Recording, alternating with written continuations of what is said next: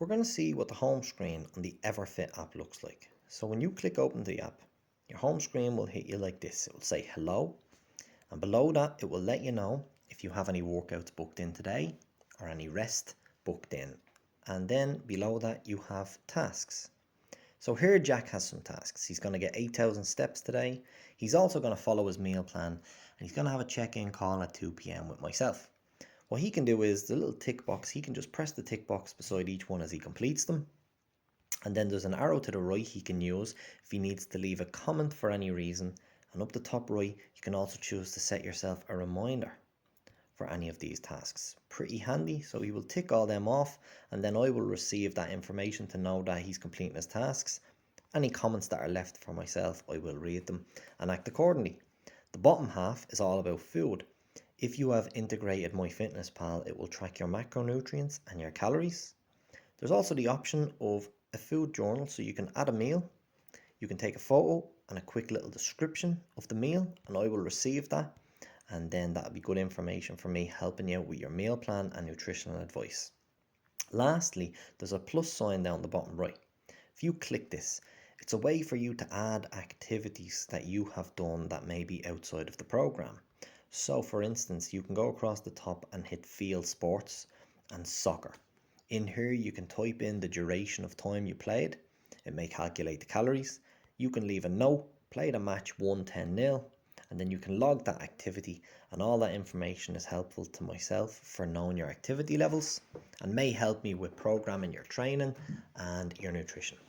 So that pretty much is the home screen. It's fairly straightforward and self-explanatory. Okay, we're going to start our workout for today. So we will click start workout on the home screen, and it'll load up today's workout. You will be met with the title of the workout at the top, the button to start the workout, and a description. So I'd advise you to read through what is actually going to happen. You can, if the workout's pretty long, you can scroll down. So the description tells you it's a total body strength session, best of luck, but there'll also be generally more specific details in there for each client and each session because they're all tailor-made. You can also see some of the exercises for the overview, but we're going to jump straight in. We'll click start workout. So there's only one section in this workout, it's block A, and it is a strength section. So we've had a look here, we can check any of the exercises out, click them to read the instructions. We can also click to play the video, and you can also add your own note under the video there as well if you want to give me some feedback. And we will start section. So this is what the live workout looks like. What will happen is you'll be given the weight or the reps or the time for each exercise. So our dumbbell goblet squat at the top is 10 kilograms for 12 reps. So you just perform that. Once that is done, there's a box to the right and you will tick that off when it's done. You'll move to the next exercise, our negative chin-ups. Again, you will do the 5 reps prescribed, tick the box when you're done, and the exact same for our dead bug at the end. And when they're all done, you will get your rest timer in between the supersets. This rest timer can be increased or decreased depending on the recovery level needed. If you do decrease the timer, we may need to make the workouts more challenging as your fitness has improved. If you need to increase the rest timer, that's okay too. That can be for many reasons.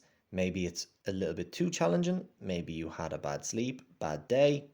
Maybe you're just a bit tired. You can leave all these in the comments for me at the end of the workout and it'll help me program better for you. For the moment, we're going to skip this timer and go straight into the second set. So we're going to repeat the exercises again. We'll tick the box for goblet squat, tick the box for our chin up.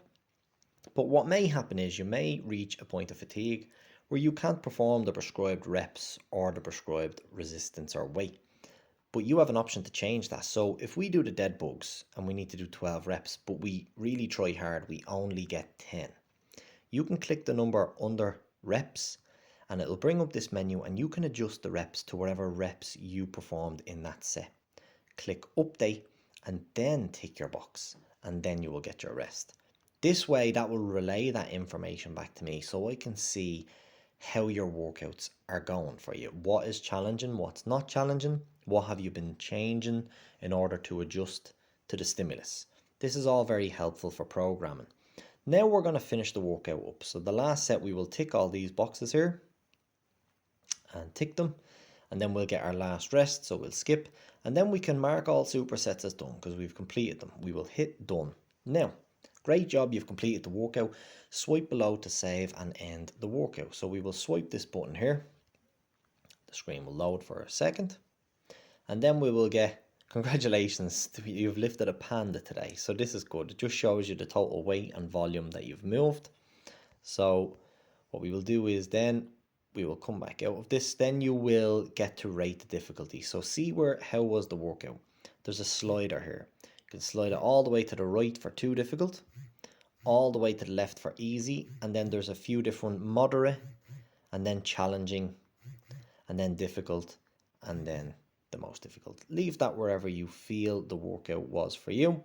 And then you also have an option to leave a comment on the workout. So you can click the comment down the bottom right. You can take a picture of a part of your workout or piece of equipment or any questions. You can leave comments for how good or bad or any feedback for the session that might be helpful to me as a coach. Okay, and then your workout is done.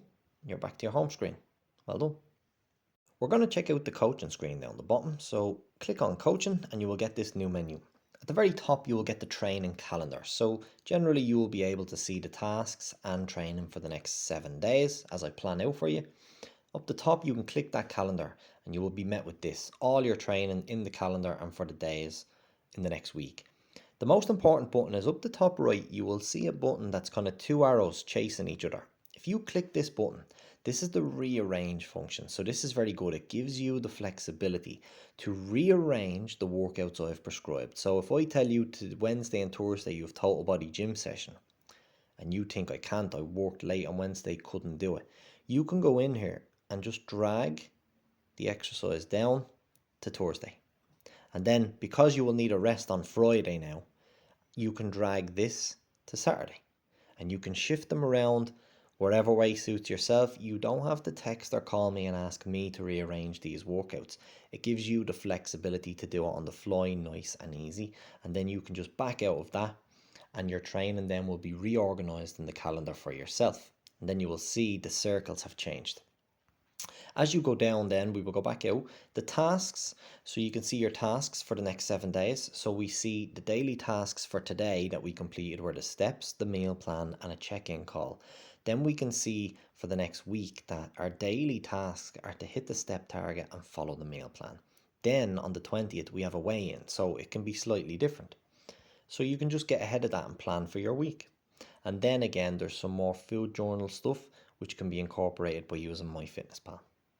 Next to coaching, to the right is our inbox. So you will click on the inbox and you will see any messages that will be coming between me and you, coach and client. So you see here I have a message that I sent to Jack here, and let him know what I'm doing. In this, he can also type me messages back. He can say thank you and then he can send it.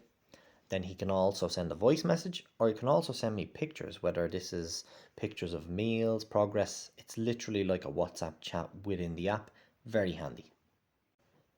And next then, the last section is the You section. So on the bottom right, you can click You. Here at the very top, you will see your goals. So we see the goals for Jack is gain muscle, improve strength and endurance. You can view this as well, and it can come up in a list format if you have many goals. You can also add a countdown if you click the button. You can choose the date, and then that goal will actively count down within the app and let you know on your home screen how many days left.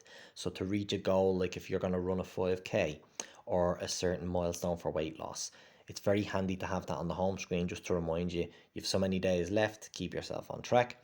We have our metrics here, so you can type in your weight into the app. Very handy. So by inputting your weight then, over time you will get a graph and it will be up and down depending on the fluctuations of your weight. And then you will also see the logs of every date that you've logged your weight. And it's a very handy one-stop shop to just check that history. In here too, you can also view your workout history. So when you click in, you can see every workout you've done and the dates, and you can go back and look at the performance to compare them to today's workout, let's say. So you can actually see on paper what improvements have you made. Gone are the days of pen and paper and remembering this and losing it in the car. You can also check your total exercise library, so all the exercises that you have done and that are prescribed for you, and you have progress photos. This section is very handy to just check in and see certain things, to view how far you've come and what sort of progress you've made. The app integration is a very handy feature in the Everfit app. So when you're in the Use section, up the top right, click the cog wheel that is attached to your profile picture. Once you're on this menu, you can access your profile and change your picture. You can edit your password, but we want to click on App Integrations. You'll be given a menu of the apps that can be integrated with the Everfit app, and the one we're interested in is MyFitnessPal. But you can link your Fitbit too to track your steps and activities. We will click MyFitnessPal and you'll be asked to enter your ID. Now I'm going to show you how to find your MyFitnessPal ID. You will open up the MyFitnessPal app. Once it opens up, you should be on the main dashboard. From here, click the More menu down the bottom right. And once you click that, if you look up at the very top, it should show your username. So mine is HEGO307. Now there is another way to double check this. If you scroll down this menu and you'll find settings, you can click in here, and at the very top under my account it says edit profile. Click that button and then you will see at the very top username HEGO307. That is the username that you then take over to the Everfit app, and you will enter that ID, follow a couple of simple steps, and then both apps will be synchronized and you can track your calories, your macronutrients and your meals within the Everfit app, easily and seamless through using MyFitnessPal.